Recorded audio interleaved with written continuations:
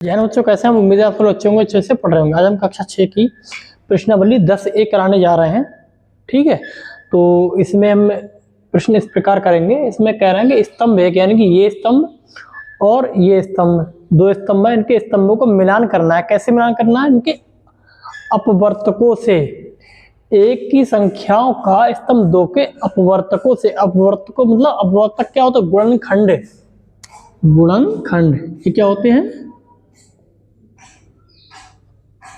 ठीक है, इनसे मिलान करना है। तो सबसे पहले 15 है, तो 15 के गुणनखंड क्या होंगे? देखो, सबसे पहले तो 1 होगा, फिर 2 से नहीं कटेंगे, 3 से 3 पंजे 15, फिर 5, 5 एकम 5, ऐसे करके। तो एक तो 1 हो गया, फिर एक 3 हो गया, फिर एक 5 हो गया, फिर एक स्वयं 15 हो गया। तो कितने हैं ये? कौन से में आ रहा है? 1 3 5 15 कौन से में आ रहा है? इसमें। तो ये पहला किससे मिलान होगा? ये, यानी कि पहले के आगे गा लिख देंगे। ठीक है, अब देखिए, अब 24 के कैसे करेंगे हम? 2 से काटो, 2 एकम 2, 2 दूनी 4, 2 छंग 12, 2 तिया 6, 3 एकम 3। तो इसके क्या है? देखो, एक तो 1 है, फिर 2 है, फिर 3 है, अब 2 दूनी 4 भी है एक, 2 दूनी 4 दूनी 8 भी है एक, और 3 दूनी 6, उससे पहले 3 दूनी 6 भी है। ठीक है, फिर 8, फिर उसके बाद क्या है? 8 के बाद क्या है? 8 के बाद है 12। ठीक, फिर क्या है? 24। फिर क्या है? 24। अब देखो, 1 2 3 1 2 3 4 6 8 12 24 कौन से में है? अड़ा में।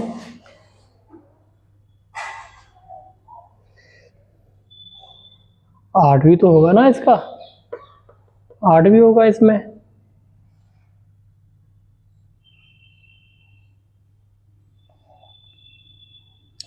देखो, इसके सारे के सारे, देखो 8 इसमें नहीं है, लेकिन बाकी जितने भी हैं वो सब इसमें वाले मिल रहे हैं अड़ा में। यानी 24 का क्या होगा? ये होगा अड़ा। ठीक है, 24 का अड़ा होगा। ठीक है, एक मिसिंग है 8, 8 भी इसका होगा, क्योंकि 8 या 24 8 से भी कट रहे हैं ना, या 2 दूनी 4 दूनी 8, ऐसे। अब 21 का कैसे निकालोगे? 21 को 3 से करो, 3 सत्ते 21, फिर 7 एकम 7, फिर एक तो 1 हो गया, एक 3 हो गया, एक 7 हो गया, और एक 21 हो गया। कौन से में आ रहा है? 1 3 7 21 ये आ रहा है। ये घा लिख दो इसके सामने। ठीक है, अब 32 का देख लो तुम।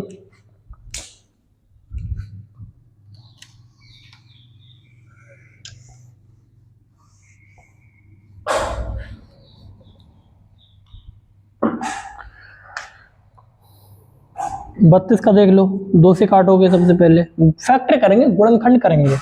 2 एकम 2, 2 छंग 12, 2 अट्ठे 16, 2 चौक 8, 2 दूनी 4, 2 एकम 2। तो इसका क्या होगा? एक तो 1 हो गया, एक 2 हो गया, 2 दूनी 1 तो 4 हो गया, 4 दूनी 8 भी हो गया। ठीक, 8 दूनी 16 भी हो गया, और 16 दूनी 32, सब इसमें आ रहे हैं। ये हो गया का, इसका मिलान हो गया का से। ठीक, अब रहेगा 36, 36 कैसे होगा? चाहे तुम देख लो ऐसे निकाल के। 2 एकम 2, 2 अट्ठे 16, 2 नेम 18, 3 तिया 9, 3 एकम 3। अब देखो, एक तो 1 हो गया, फिर 2 हो गया, फिर 3 हो गया, फिर 2 दूनी 4 भी हो गया, फिर 3 दूनी 6 भी हो गया, फिर 3 दूनी 6 दूनी 12, और 3 तिया 9 भी हो गया, 9 के बाद 12 हो गया। ठीक है, उसके बाद 18 भी हो गया। कैसे? 3 3 9, 9 दूनी 18 भी हो गया, और 18 दूनी 36, स्वयं 36 भी हो गया। कौन सी में आ रहा है? इसमें आ रहा है सिर्फ। ठीक है, तो ये कौन सा हो गया? ऐसे मिलान करेंगे इसमें, ऐसे करके फैक्टर करेंगे। ठीक है ना? सिंपल।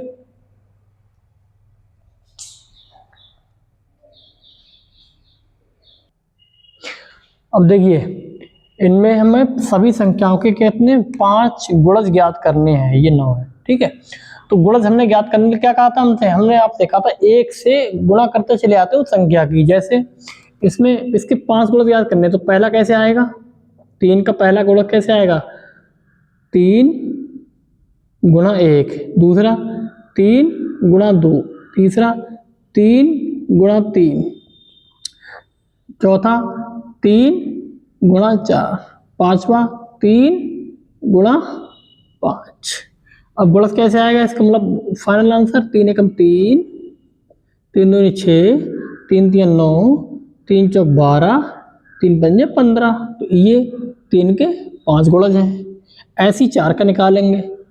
4 1 गुणा 1, 4 गुणा 2, 4 गुणा 3, 4 गुणा 4, 4 गुणा 5। कैसे आएगा?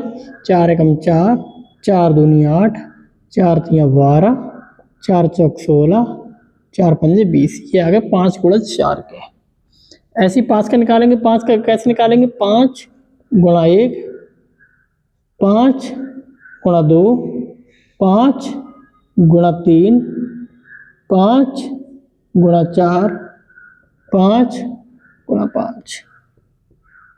5 एकम 5, 5 दूनी 10, 5 तिया 15, 5 चौक 20, 5 25। ऐसी 9 का 9 गुणा 1, 9 गुणा 2, 9 गुणा 3, 9 गुणा 4, 9 गुणा 5। फाइनल आंसर 9 एकम 9, 9 दूनी 18, 9 तिया 27, 9 चौक 36, 9 पंजे 45। ये आ गया 9 के 5 गुणज। ऐसे निकालते हैं, सिंपल सा है बिल्कुल।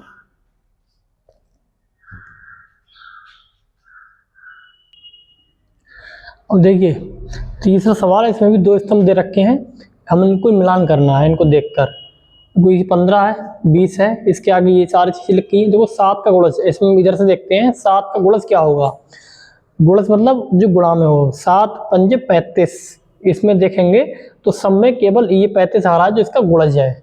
7 गुणा 5 करके 7 पंजे 35 आ रहा है। ठीक है, तो ये इसका मिलान हो गया। 8 का गुणज, इन सब में देखोगे सिर्फ एक आ रहा है, 8 दूनी 16। 50 का अपवर्तक यानी 50 का गुणनखंड या फैक्टर कौन सा आ रहा है इसमें? देखो कौन है जो इसमें 50 को काट दे। अगर देखोगे तो 2 दूनी 4, तो पंजे 10 यानी 25 आ रहा है। 25 के अलावा और कोई नहीं आ रहा जो पूरा पूरा इसको काट दे। तो ये इसका मिलान हो गया। अब 30 का अपवर्तक, 30 का फैक्टर करो, अपवर्तक गुणनखंड 2 एकम 2, 2 पंजे 10 यानी 15 दूनी 30, 15 का ये। ठीक है, अब देखो 20 का अपवर्तक, 20 गुणा 1, 20 एकम 20 यानी कि 20 का 20। ये ऐसे मिलान हो गए सारे। ठीक है,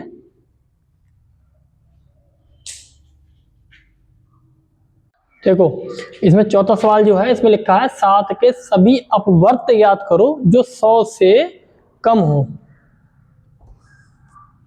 ठीक है, जो 100 से कम हो। अपवर्त मतलब गुणज। अब देखो इसका सिंपल सा फंडा बताएं। देखो एक तो 7 तो हो ही गया, 7 के सभी याद करना, तो 7 एकम 7 फिर हो ही गया। अब या तो 7 का पहाड़ा पढ़ दो, तुम पूरा 10 तक पढ़ दो। देखो 7 दूनी 14, 7 तिया 21, 7 चौक 28, 7 पंजे 35। ठीक है, 7 छंग 42, 7 सत्ते 49, 7 अट्ठे 56, 7 9 63, 7 दाई 70, ये 10 तक हो गए, 70 हो गए। फिर अब देखो 10 तक हो गए, फिर 11 11 सत्तो 77, 12 सत्तो 84, 13 सत्ते 98, 13 सत्ते 91, 13 सत्ते 91, 14 सत्ते 98, अब 15 सत्ते 105 ज़्यादा हो जाएंगे, हमें 100 से कम ज्ञात करने, यहीं तक ज्ञात करने हैं बस। ये कितने हैं, सभी 7 के अपवर्त लिखे हुए हैं, सिंपल है बिल्कुल, है ना।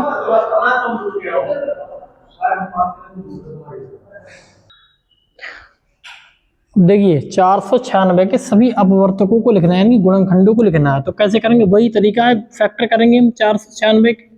कैसे, 2 दूनी 4, 2 चौक 8, 2 अट्ठे 16, फिर 2 एकम 2, 2 दूनी 4, 2 चौक 8, फिर 2 छंग 12, 2 दूनी 4, फिर 2 तियां 6, 2 एकम 2, फिर 31 एकम 31, फिर इसके अपवर्त क्या आएगा, एक तो 1 आएगा, फिर 2 आएगा, फिर 2 दूनी 4 आएगा, 4 दूनी 8 आएगा, 8 दूनी 16 आएगा, ठीक है, फिर 31 आएगा, ठीक है, 31 दूनी 62 आएगा, फिर ठीक है, फिर 62 दूनी 124 आएगा, फिर 124 दूनी 248 आएगा,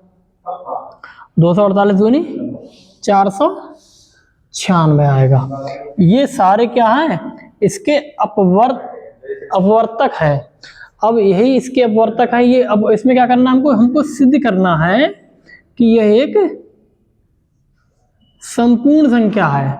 संपूर्ण संख्या का क्या होता है, संपूर्ण संख्या जो होती है वो अपने सभी अपवर्तकों की, सभी अपवर्तक जो होते हैं उनके योग, कोई संख्या यदि संपूर्ण संख्या है तो उसके सारे अपवर्तकों का योग इस संख्या से ठीक 2 गुना होगा, ठीक है, 2 गुना होगा।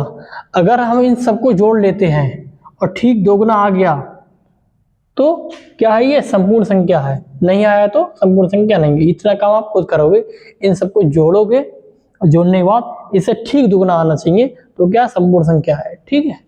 अगला सवाल करते हैं।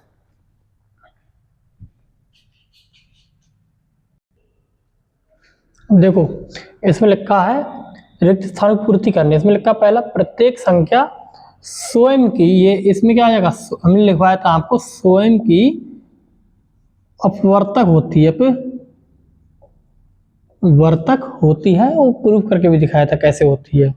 जैसे 3 है या 15 है, 15 के कौन से अपवर्तक होंगे, एक तो 1 होगा, 1 3 पंजे 15, 1 5 तियां 15 और एक स्वयं 15, यानी कि स्वयं की अपवर्तक होती है। तो प्रत्येक संख्या का पूर्ण विभाजन उसका क्या होता है, अपवर्तक,